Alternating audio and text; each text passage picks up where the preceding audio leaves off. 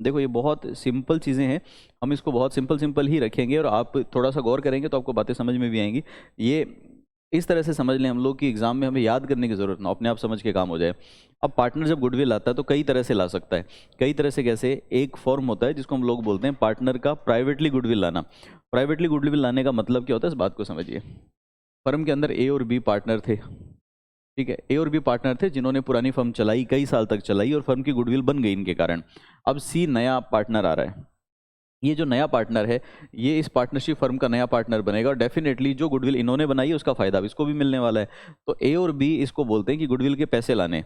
अब गुडविल के पैसे दो तरह से ला सकता है, या तो ये गुडविल के पैसे लाएगा और फर्म को देगा, या फिर ए और बी फर्म के बाहर ही आपस में सेटल कर लेंगे कि भी फर्म से कोई वास्ता नहीं है, फर्म में तो जो कैपिटल लगानी है वो लगाओ, गुडविल के पैसे फर्म से बाहर हमें अपने आप ही दे दो।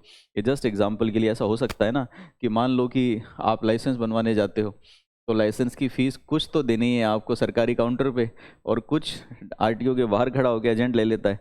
तो मेरा सवाल ये है कि जो फीस या जो पैसे एजेंट ने बाहर खड़े होकर ले लिए, क्या वो कहीं भी रिकॉर्ड में आएगा? उसकी रिकॉर्डिंग होगी? कहीं भी नहीं होगी। तो अगर फर्म के गेट के बाहर आके दोनों पार्टनर ने नए वाले से पैसे ले लिए प्राइवेट में, तो क्या फर्म में उसकी कोई एंट्री होगी? फर्म में किसी भी चीज़ की एंट्री तब होती है जब पैसा फर्म में आया।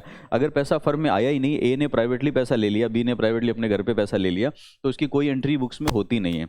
तो जब जब आपके किसी भी क्वेश्चन में लिखा हुआ है कि पार्टनर्स ने गुडविल के पैसे लिए हैं लेकिन प्राइवेट बेसिस पे लिए हैं, तो हम उसकी किताबों में कोई एंट्री नहीं करते क्योंकि फर्म में कोई लेना देना हुआ ही नहीं। तो एक लिख लो अगला पॉइंट, पॉइंट नंबर फर्स्ट लगाया ना आपने, ये पॉइंट नंबर 2 लिख लो। Partner partner brought goodwill on private basis. Partner brought goodwill, नहीं तो ब्रिंग्स कर लो, partner brings goodwill on private basis. Partner brings goodwill on private basis. साझेदार प्राइवेट स्वरूप में गुडविल लाता है। साझेदार प्राइवेट स्वरूप में गुडविल लाता है। Partner brings goodwill in private form या प्राइवेटली। लिख लिया? इसके आप सामने डैश लगा के सिंपल लिख लो, नो एंट्री, कोई प्रविष्टि नहीं। नो एंट्री, कोई प्रविष्टि नहीं, इसकी कोई एंट्री करने की ज़रूरत नहीं है। इसकी कोई अकाउंटिंग एंट्री नहीं होती। क्यों नहीं होती? क्योंकि फर्म में कुछ हुआ ही नहीं, फर्म में ना पैसे आए हैं ना कुछ बात है। पार्टनर बाहर क्या करता है इससे फर्म का कोई लेना देना नहीं है। तो क्या हम ये कह सकते हैं, थोड़ा समझिएगा, दिमाग पे जोर डालिए, आप इस बात को समझते होंगे कि पार्टनर के दो रोल हैं। एक तो फर्म में पार्टनर की तरह है, और पार्टनर के अलावा वो एक व्यक्ति भी तो है, तो उसकी इंडिविजुअल लाइफ भी तो होगी। तो वो प्राइवेटली क्या करता है उसका फर्म से कोई वास्ता नहीं है।